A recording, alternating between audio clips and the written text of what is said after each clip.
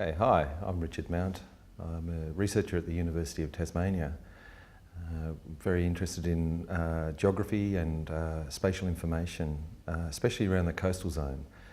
What we do is we go out and we have a look at lots of coastal areas, and we map them. We do a lot of aerial photography, we walk the shores, and we look for evidence of how those shores are responding and functioning. And we've recently had a really interesting project up in northwest Tasmania.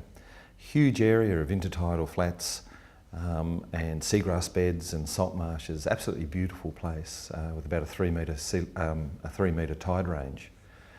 And we were asked to go up there and have a look at those habitats and try to work out whether they were responding to sea level rise or not.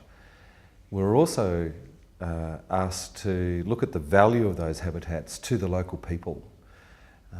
Now recently an attempt to get up a Ramsar listing in the area, which is a conservation-based set of listings to protect the area, failed. So we were walking into a situation where we needed to find a different way to do things. So what we did was we looked at what these ecosystems, the seagrasses and the salt marshes did for the local people, did for the community, and we found that they're extremely valuable. They're contributing millions and millions of dollars worth of ecosystem services to the local community and also to a sense of identity for the local people.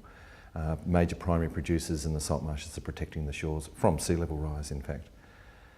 So we wanted to communicate the results that we were finding to the local people, and we wanted to do it not with a conservation message like save the seagrass and save the salt marsh because of its biodiversity values.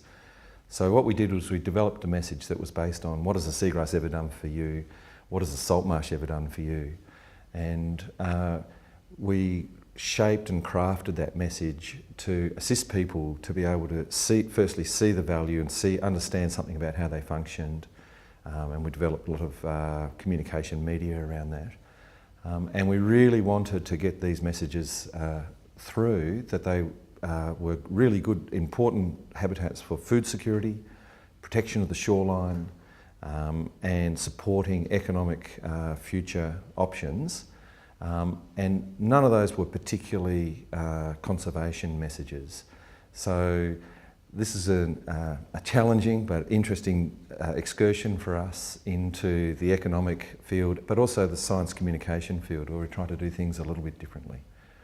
So the main message that I'd perhaps suggest to you is that there are different ways of framing up the issue of climate change and sea level rise, shifting it away from a sort of Greens doom of humanity kind of concept and conservation issues, and moving it more into mainstream stewardship, just good looking after of the land and food security, protection, and it's about choice, people choosing to look after the land in a way and seeing the value in these habitats for themselves and their communities and for the future of their children and so on.